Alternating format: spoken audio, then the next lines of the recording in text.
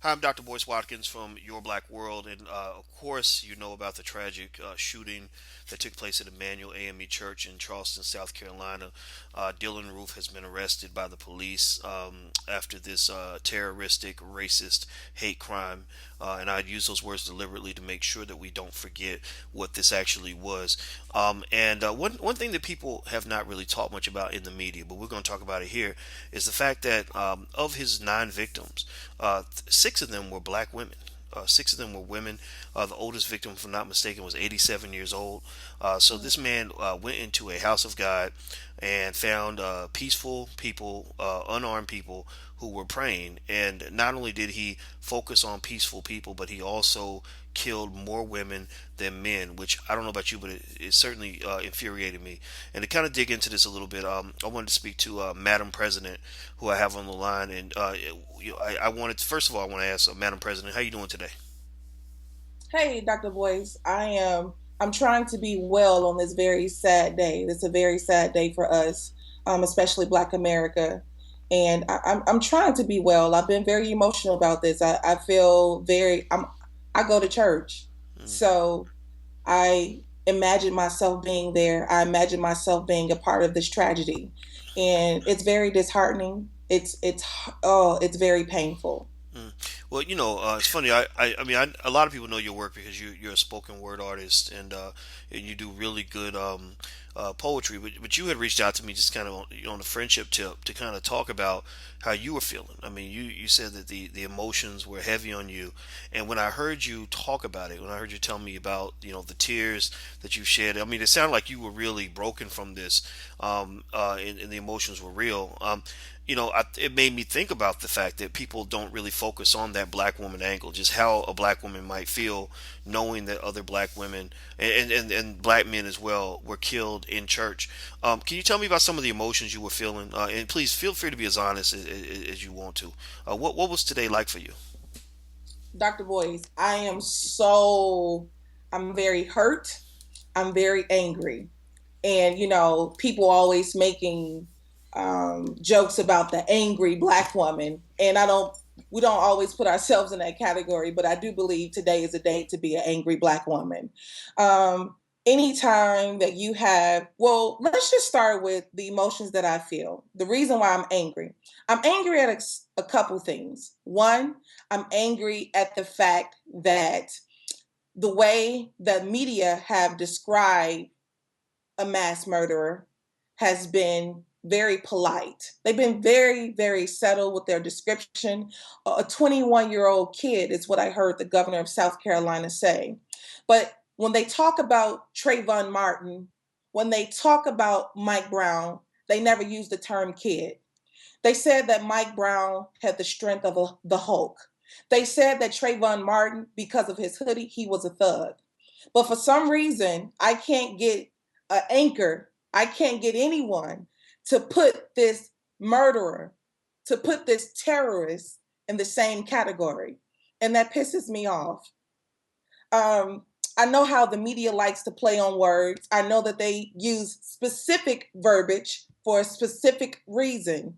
And Black lives do not matter in America. Black lives have never mattered in America since the 1600s.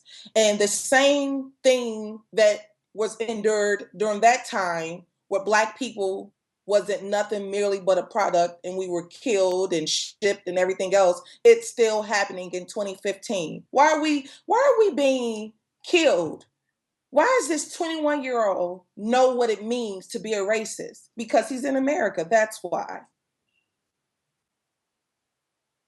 Well, it's interesting. I'm sitting here looking at some of this information about Dylan, and and you're right. I mean, it does seem that the media has a perception of what happened, that that really leans on the fact that the people that were killed were African American and the suspect was white, and you can't help but wonder what people would think if a black man went into a church and shot 9 white people. I mean, Mm. just imagine that. Just imagine a black man going into a church and killing 9 white people. Would he be called a kid in the media? No, he would not. And and really, I'll just say this, and I want to get your take, just kind of as a black woman who goes to church. I just really couldn't help but to just be really to find it just ironic that this man who was saying all these things about the fact that you're raping our women and all these other things that he was saying which aren't true, that he would kill more women than men. I mean, I'm sorry, I don't, not that killing is ever good no matter what, but it's different to kill, say, a civilian versus a soldier, or to kill a male versus a female. And I couldn't help but as a black man to feel just deeply concerned about the fact that he killed more women than men. I mean, it definitely made me feel more aggressive. It made me feel like there need to be armed guards in some of the churches. That maybe people, black folks need to carry their own guns. It made me think about the fact that, at the very least, maybe churches might need metal detectors or to check for weapons for people to come in. As a woman, did you feel at all just a little less safe in the world about this? I mean, how or did you not even notice the gender disparity in the homicides? I didn't notice the gender disparity from the viewpoint of just nine lives, nine black lives. That's what I saw initially. But the black woman has never been very important in America. That's a fact. When I was reading the book by Angela Davis, Race, Class, and Women, and basically she talks about how the black woman had the same workload as the black man, and during slavery they had the same workload. She talked about how, but along with that workload, the black woman was responsible for keeping the household together as well.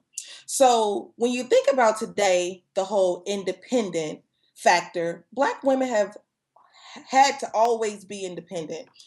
When I think about this situation, because I'm about to tie it, when I think about this situation, black women are always where? They're always in church. A lot of black women spend a lot of time in church. I know my mother spent a lot of time, she spends a lot of time in church. And the reason being is because we always are looking for hope. We have a strong faith. A lot of black women are the head of the household.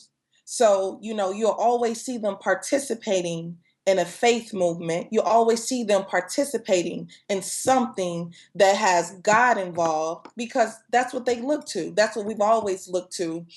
Because of course, during our period in the past, it was very hard to look toward what the black man, because of course he was dehumanized. He was always made out not to be the man of the house. So we always took care of things. So I don't find it surprising that a lot of black women were at church. Um, how do I feel about it? I feel I'm distraught. I'm distraught from all aspects for the daughters of the pastor who has to grow up without their father, and for every woman that was head of their household, or even if they left a loved one that was a husband, that they have to go through this world without them. It was not time. It was not time. Well, let me read some of what happened. There's a witness here named Sylvia Johnson, who's a cousin of Clementa Pinckney, the senator that was killed. And this is Mhm. what she said she heard about what happened inside the church from a survivor who's a close friend. She told CNN that when he came in, the man came into the church. He asked for the pastor. He said, and then she said, "quote My cousin, being the nice, kind, welcoming person he is, welcomed him to his congregation, welcomed him to Bible study. He sat there for an hour. At the conclusion of the Bible study, they just heard a ringing of a loud noise, and it was awful from what I heard. When the son of her friend pleaded with the shooter to stop, Johnson said the gunman replied, 'No, you've raped our women and you are taking over our country. I have to do what I have to do.' And then he shot the young man. And her friend pretended that she was dead, but she watched her son fall there and lay there. She lay there in his blood. From what she heard, the gunman reloaded 5 times. Before he left the church, he asked one of the elderly members whether he had shot her, and she said no. And he said, 'Good, because we need a survivor, because I'm going to kill myself.' That's the just a small description of the horror that these people endured, and it's astonishing to me because here you have people that were open and welcoming. This is funny because in the media they will portray black people as being violent and assertive and hating white people. And here this white man comes into a black church and they welcome him with open arms. He comes into this church with a weapon, and he sits there and listens to Bible study for an hour with people praying for him and praying for each other, and then he decides to open fire. Um, it's uh, it's just baffling. I mean, obviously, there's mental illness, but there's no excuse. It doesn't mean because he's mentally ill that somehow he's innocent. It means that he's a crazy, deranged racist, and and I think the violence, it definitely sparks something inside of me, in that it makes me feel that, you know what, we're just not safe in this world. You and I were talking about how you said you went to the gun range and you saw a white boy, a little white kid in the gun range with his father and his grandfather teaching him how to shoot at an early age. And I don't know about you, but I think that we need to get past this nonsense of people telling black people not to own guns, always to be nonviolent, always to be afraid to defend themselves, because that does get us killed. So what do you think about that? I mean, in terms of people kind of flipping this into like a conversation about gun control and all that stuff, and continuously telling black people to be nonviolent. What do you think about that? No, that's not how it's gonna work. You can't come into a black church. If there was a person in South Carolina who was carrying a weapon, a black man or woman that had a gun in their church, like Medea, as they would say, because then somebody probably would have been in a position to pull it out as he was opening fire. But we always speak in speculation in a situation like that because it's kind of like, what would you do in a situation like that? And you never know what you'll do in a situation like that until you're in that situation. We cannot continue to be peaceful in violent situations. That just does not make sense, Dr. Boyce. No matter where you are and who you are, you can't be in a violent circumstance and think you're going to be peaceful about anything. I really feel as if, I mean, I know Malcolm said by any means necessary, but we have black people, we have to figure out how are we going to protect ourselves, rebuild our own community. I'm sorry, develop a community because we don't have one. That's what's so ironic, Dr. Boyce, that this 21-year-old white boy can walk right into our community, right into our church, just fine. And it's not a race thing. But if we were walking, this is what they keep saying, it's not a race thing. But if a young black man like Trayvon Martin was walking in a community where he shouldn't belong, then he's followed. Then somebody is giving a phone call to the police. Then he's gunned down. So why is it like that? This is an issue that America has created. This race thing, it is an American issue. They created this. Dr. Boyce, I'm trying to figure out, and I know that maybe you know because you're very wise and you've been around a little bit longer than me. But I just want to know, has there ever been a president that has apologized to the African American people for the things that they have had to endure? Has there ever been a president that said, you know what? I'm taking office now, but I realized the Jim Crow laws was pretty horrific to black people. I apologize. Has that ever happened? Because black lives do not matter in America. Black lives don't matter. And what I'm coming to realize is when you are black, they want to say Black Lives Matter with a hashtag when we're dead. That will not work. We need Black lives to matter now. We need Black lives to matter in the school system. We need Black lives to matter when it's with fair wages. When we're talking about our men being sentenced with the same crimes as white men, but the sentencing is completely different. We need Black lives to matter then, Dr. Boyce. Well, I agree with you. And to answer your question about whether or not a president has ever apologized for slavery and Jim Crow, not that I know of. And I think that the government itself won't apologize because they don't want the liability that comes with the apology. Because first step in an apology is it means you're accepting responsibility. When you accept responsibility, you're accepting legal liability, which legal liability leads to a conversation about reparations. And the United States owes black people so much in reparations that they could never really repay it. So a lot of people say that they just want to avoid that altogether. But I personally don't think you should let people off the hook. I think that you should. You know what I really like, Chanel. I really liked. You go. People gonna get mad at me for this, but I enjoyed that video of that woman on CNN going yelling at Don Lemon behind it, calling him Uncle Tom and saying the president, he's an Uncle Tom too. White people are terrorists. Black people stop praying. And I think she even might have said, "Get your guns" or something like that. But anyway, my point here is not to say that I agree with everything she was saying or exactly how she did it, but what I liked about this lady disrupting the process is she was doing what I think black people need to do. She wasn't being polite about her Mhm, suffering. She wasn't trying to like suffer in silence. She wasn't mhm, trying to suffer in a way that wasn't going to be disruptive to the important white people around her. She was like, "No, if I'm gonna go through the pain, everybody gonna be in pain. If my people are going through it, everybody gonna go through it, and everybody's gonna hear about it. Everybody's gonna hear about what I'm feeling right now, and I'm not gonna apologize for that." I kind of like that attitude a little bit. I think that in your face confrontation against American racism, that's what we kind of need. We kind of just need to stop apologizing because so many. Well, here's the problem: a lot of us work for white people. We scared of white people. We scared of what white people gonna think.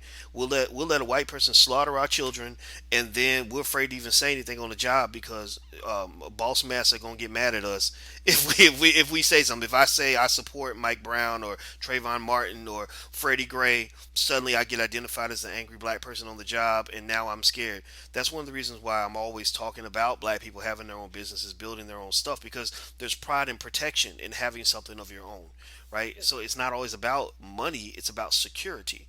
And in mhm. this, and not just in this case, but in a lot of cases, there are a lot of cases where we are an insecure people, physically insecure, in that we can be attacked at any point, financially insecure, where we can be financially attacked, psychologically insecure. I mean, it just kind of goes down the list. So what I would just say in general is that there's a conversation that's going to happen in the white mainstream media. We know that, but there's also other conversations that we can have in places that we control. Right here on this channel, you and me talking to people listening. This is our conversation, and we need to have it the way we want to have it. Sure, I might get invited to go on CNN, but God bless CNN, but I don't give a fuck what y'all think right now. I'm not trying. I'm not worried about you right now. I'm thinking about my people, and if you have a problem with me expressing myself in this way, well, I'm sorry. Like I can't help you. I'm not gonna be less of a black man to make somebody else comfortable. So, um, let me ask you. I guess the last question. Now, you're kind of a leader amongst young black women. A lot of people respect you not just for your spoken word ability, but you have a strong viewpoint that I would almost say it's a little feminist, but it's not quite feminist because that comes with mixed connotations. But it's very strong in terms of supporting women and women's issues and what women go through. And it goes all the way back. I've known you since college, and you would back when you were student body president, raising hell back then. That's where our bond started. When I said, "Oh man, she's just like me." Um, Got everything from having a big old mouth. Yeah, well, that's all right. Which had the enemies coming for your head, but that's what happens. In fact, But you know, weren't you the president of your Delta chapter too? no, no, no, no. I wasn't president Okay, of okay, Delta. my bad, my Thank bad. you so much for making me the Madam President of everything. I appreciate that, Yeah, but I wasn't yeah, president of. yeah. I liked what you were doing because you were fighting on behalf of the students. You had people that resisted that, but that's kind of what happens, and that's something. And I think that the important lesson here on this is that in general, when you speak out, when you have pride, when you stand up for yourself, your adversary is not going to approve of your behavior typically. So we Mhm. can't sit here and think white people are ever going to applaud for us being independent or speaking up for ourselves or having pride in who we are or defending our children. As a collective, white people are committed and addicted to a system that is designed for our oppression. So when we fight that oppression, we inherently are fighting something that they feel like they should control, right? So we have to let go of that and realize everybody ain't gonna be your friend. Just like when you were student body president and you were asking for all these changes, you were affecting people's interests. People had an interest in leaving the students oppressed, and when you fight that oppression, you're going to have a natural enemy, but that's not something you should be worried about. You can't worry about having hurt feelings when you're in the middle of a battle. And also, you can't, when you're in a war, you have to focus on self-defense, and then maybe even some degrees of retaliation. It all depends on the situation, how you handle it. So when I think about this church, in that particular situation right then, they were in a war zone. When that white boy pulled out that gun and was starting to pull, squeeze that trigger, you are in a war zone, which means being peaceful is not going to work. Praying for your enemy ain't going to work. Looking for your enemy to be your friend ain't going to work. No, you pull out Mhm, a gun, you blow his brains out. This white boy mhm, reloaded 5 times. He reloaded mhm, 5 times. Think about that, 5 times. If mhm, one or two men in that building had had a gun, he would have maybe been able to reload once. That's it. mhm. So Yeah. so that's kind of my perception of it. I'm gonna let you get the last word. I know I said a lot, but Oh no. tell me, as a young woman, as you're healing from your pain. When you called me, you were crying. I want people to know this. I think it's okay for people to know because the emotion you're feeling is real, and I think it's okay to express that. What are you looking for as we move forward in terms of how you're going to grow from this, and and how you want our community to grow? Well, that's a great question. What I would like for us to do, well, first, I would like to say that I was student body president elect. I didn't serve the term. That's for Oh, the that's year. right. But you were elected president. So to me, if you were elected, then you were the president. That's my opinion. I But go ahead. appreciate that, Go but ahead. I besides the point. But what I would like to see for Black America, women and men, I would like to see us, like you say, stop being an oppressed people, and basically I want to see us stop being slaves. Dr. Boyce, we are still slaves in 2015. And here's why. Like you said, if you are working for a boss that typically if you work for if you have a good job and you work for a good company, then that means that your CEO and the board is probably a group of predominantly white people. And whenever you want to do something, what do you have to do? You work sun up to sundown sometimes like slaves. See, the monetary aspect has changed, but the circumstances have not. You work sun up to sundown and you still barely making ends meet. And whenever you want to do something, you have to ask for permission. Can I take a vacation with my children? Can I take a long lunch? Can I go to the hospital? You have to ask for permission to do that because, like Malcolm said, we don't own anything. We need to own. We need our own schools. And guess what, Dr. Boyce? We still are in a slave situation when it comes to the school system. All those stories that you all reported last year, and maybe even some this year, but I know it's predominantly last year in 2014, you had those women in the Ohio area that were trying to send their children to better schools. And what happened when they tried to send their children to better schools? They were sentenced to jail. Why were they sentenced to jail? Because what they said was they said that schools can be integrated, right?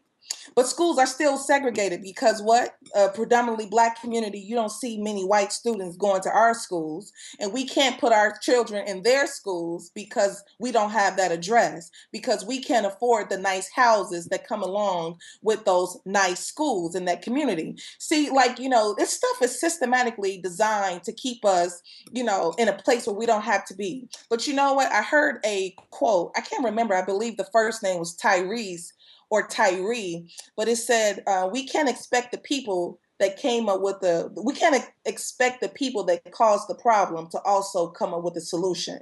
So when you yourself, Dr. Umar Johnson, and other people that partner with you, and you all are trying to build a community for us, then we need to jump on that. The only thing that we need to start doing is becoming independent, sufficient.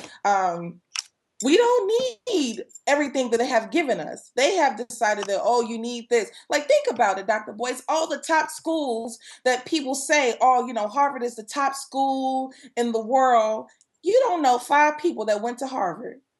Only thing you know is presidents and Harvard and Yale. Only thing you know is it costs a whole lot of money, and not a lot of Black people graduate from it. And it's the top school in the world. Under whose standards? Standards that they've created for us. Dr. Boyce, what I would like to see in this world, I would like to see us become independent. I would like to see us become self-sufficient. I would like to see us have church without being killed. I would like for us to have communities. I would like for us to, for women to get fair wages. I would like to see a change in America. And guess what? Having a Black president is irrelevant to America's poor. Okay, when you're poor, having a black president doesn't matter. My generation, Dr. Boyce, I'm 29 years old. Raven Simone and I are of the same age, but we obviously have different viewpoints when it comes to Black people. But the thing is, and her platform is much bigger. I listen to The View and I watch it and I see conversations, and you can't, you're not allowed to be strong in America. Like it's a bad thing, but we don't have a choice. Now, tell me this, for the three fathers, for the three men that was gunned down, who's going to raise those children? The mothers, right? The mothers are going to have to step up and raise those children. For the six women that were gunned down, who's going to take over those households? And these politicians are coming to Charleston, South Carolina, trying to use this tragedy as a means of their platform to discuss their political views. That should not happen. And that's why that woman was mad at Don Lemon. She said, I don't want to hear from you. I'm tired. I'm fed up. We should not be having this conversation. But what are we going to do? It's time for African American people to come together. And whatever coming together means, that means putting our money together to build something for us. Malcolm wanted us to have a community for ourselves. He wanted us to have a school for ourselves. He wanted us to have our own agriculture. But for some reason, we don't get it. If I went and I walked down the street right now and I got 10 Black people together, I guarantee you I couldn't get them all on one accord. I guarantee you I was going to get some drawback. I guarantee you somebody going to say, well, I got to work this job. You working a job, they going to put you in the grave, and ain't nobody going to remember you because you refuse to do something that is beneficial to an entire community. This thing is bigger than you and I, Dr. Boyce. This we're talking about millions of Black people that could have the potential to have something of their own that belongs to them, but they got to step outside of the box and start rebuilding their mindset so we can build a community in America for Black people. I'm sorry, I get so passionate about this thing.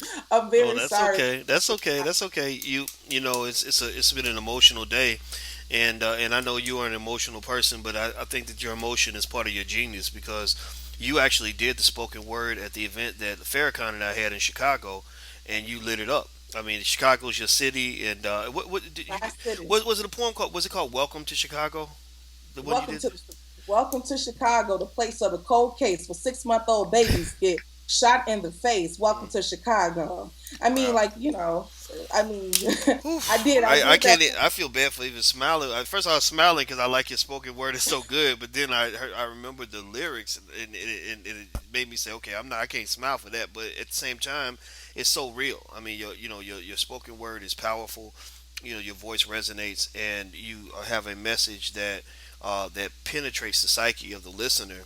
And I remember that everybody was impressed at the event. And so that was one of the reasons I wanted to talk to you is because I think Mhm. that those voices of Black women have to be heard in this. I think too often, historically we've always had, we've had the Al Sharpton types, and then the other men that kind of step out and take the lead on things. And I think there is a room for men to lead, absolutely, but I think women's voices have to be respected entirely. And so that was one of the reasons I wanted to talk to you, and I appreciate you sharing your point of view, and I appreciate your realness as well. Thank you very much. Thank you very much, Dr. Boyce. God bless you, and God bless America, All right, Black America, Black America, and everybody. Black Let's God bless America. everybody. But okay, everybody. This is Madam President. Her website is madampresident.com. That's with a Z. And Yep, she also your YouTube channel is it youtube.com/Madam President. yep. It's Madam President. Okay. Okay. Cool. So people should go check out your spoken word. It's really, really good. And your blog is great, and your message is powerful. So once again, thank you. I appreciate that. Thank you, Dr. Boyce. All right, and everybody, I'm Dr. Boyce Watkins from Your Black World. Until we meet again, please stay strong, be blessed, and be educated. We are gone. Peace.